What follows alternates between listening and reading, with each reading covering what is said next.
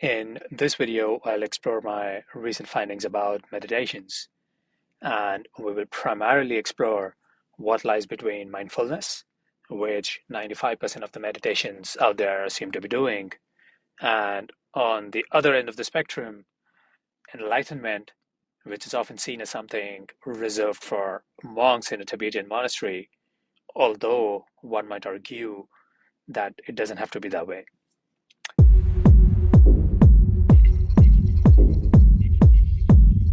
Well, how did I stumble upon this topic?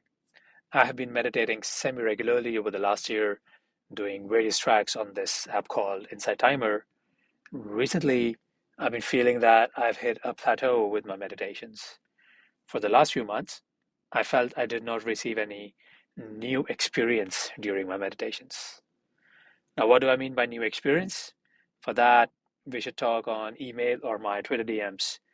But yeah, I'd reached a point where I would try to avoid my daily practice feel like a chore that I did not like it at all. So earlier this year, I somehow stumbled upon Vox Magazine's Mode to Meditation 5-day series by Ocean Jarrow. Link is in the description. The series had many ideas, and I'll talk about the ones that I found most interesting.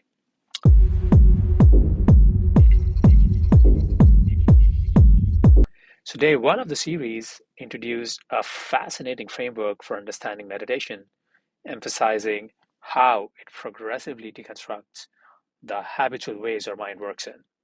The focus was on 4 levels of meditative attention, which represent a ladder like progression towards deeper awareness and insight. Now, let's explore these in detail. The first one is focus attention. At first level, meditation starts with focus attention, where the goal is to train the mind to concentrate on a single object. The object can be your breath or mantra, a few others. The stage is about taming the natural tendency of the mind to wander. It's like strengthening your mental muscle for focus. Focused attention builds a foundation for deeper meditation by calming mental chatter and helping to develop a sense of clarity. The second stage is open monitoring. Now, once you have cultivated focused attention, the practice shifts to open monitoring. And here, instead of fixating on a single point, you expand your awareness to include everything happening in your experience: thoughts, emotions, sensations, sounds, without judgment. This level teaches you to observe the flow of your mind with curiosity and detachment. It's where you start to see the patterns and habits that dominate your thinking. For instance, you might notice how often your thoughts return to worries or regrets, giving you insight into your mental programming. Now, the third one is called non dual awareness. On this third level, the boundaries between yourself and the world begin to dissolve. In this state, stop identifying with your thoughts and emotions. Instead, you experience everything as interconnected. There is no me versus everything else. And this sounds similar to ego death, what people on higher dose of psychedelics are often known to experience. This state can be profound and even disorienting at first, as it challenges our normal sense of reality. But it also offers a glimpse of what it means to live without ego driven fears and desires. The fourth stage is called cessation, and this final level is where the mind reaches a state of complete stillness. In this state, all mental activity ceases, including the sense of self. It has been called the most miraculous nap in the world, or in Pali, the language of ancient Buddhist scripture, Nirodha Sampati. It is described as a profound state of peace and emptiness. Practitioners often report that this state feels deeply restorative and transformative. Now, let's talk more about this state, neurosympathy, or just NS in short. First of all, meditators doing NS are fully conscious until the very moment their conscious just shuts off and they become conscious at the moment it reboots. Secondly, NS is deeper than sleep. Meditators is not in NS cannot be woken up in normal ways. You can shake them, you can slap them, but they won't snap out of it. And unlike normal sleep, NS is totally dreamless. It's just lights out, nothing.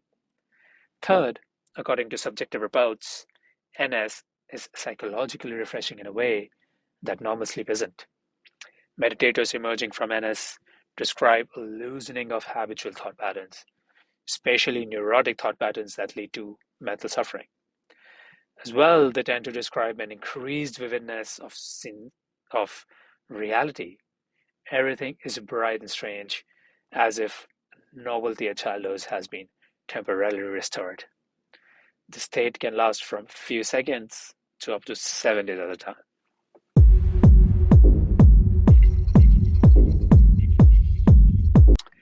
Day three was a deep dive into this particular type of meditation called the jhanas.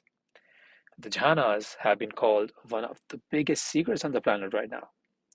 It's a series of meditative absorption states that unlock profound levels of concentration and insight. The altered sensations from jhanas have been compared to psychedelics, MDMA, and pain relieving properties of morphine. The jhanas are often described as 8 successive states of meditative absorption or concentration.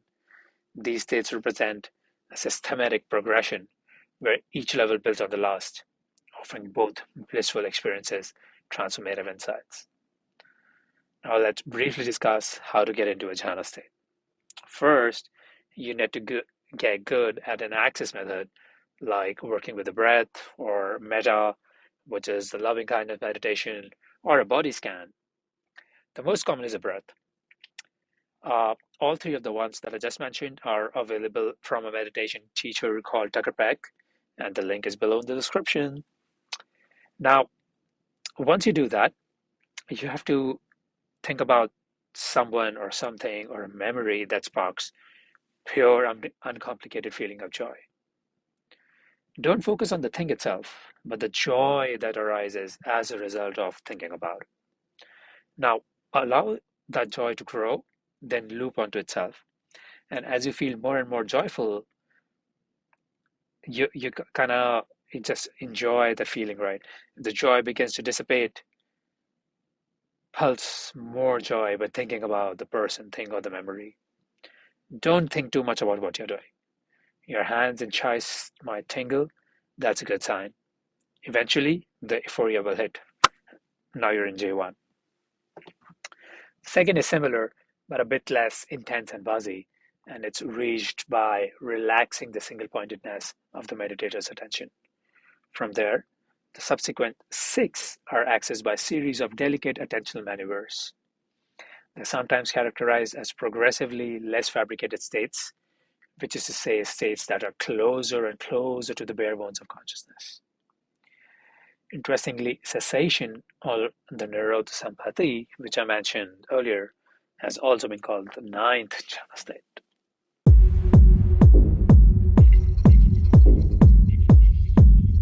The Walk's More to Meditation series on day 4, Ocean Jarrow talks about 2 ideas. The first one is about using brain tech to enhance the meditation practice. The author is exploring the idea that if it takes 5 years of practice to reach a particular state, can it be supercharged by using brain stimulation using sound waves? There's a lab called the Science Enhanced Mindfulness Awareness. The SEMA lab has been working on a device which converts electrical currents into sound waves that can be targeted at hyper-specific parts of the brain. And it makes me wonder, if meditative states can be made accessible to the masses, can everyone get enlightened? I believe that answer is not easy, because even if we could hack our way into meditative states, we can probably not do the same for enlightenment. And the second idea in this article is about meditation on psychedelics. The idea that psychedelics give you naive glimpses into states of consciousness that can mature and stabilize through meditation practice.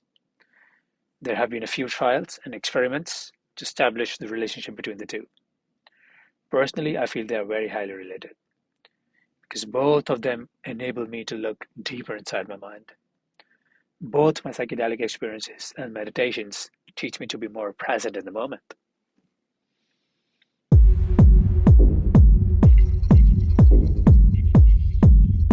And on day 5, Ocean Jarrett talks about the limitations of meditations.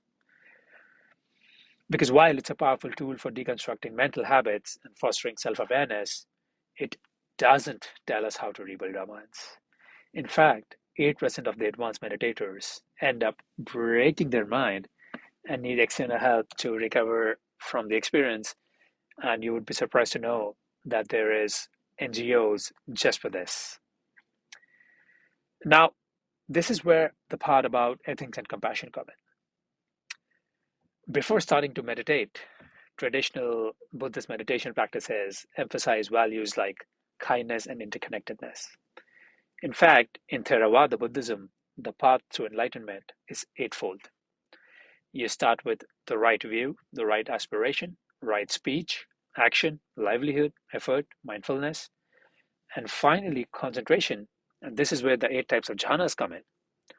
Without these, meditation can feel incomplete, even hollow. So the takeaway here is to balance meditation with intentional efforts to cultivate empathy and compassion. Now, this series showed me that meditation is far more than a stress relief tool. It's a profound journey into the nature of our minds. Whether it's exploring the jhanas or experimenting with new technologies, there's so much to discover. What's your experience with meditation? Have you tried any advanced practices? Let me know in the comments, and thanks for watching.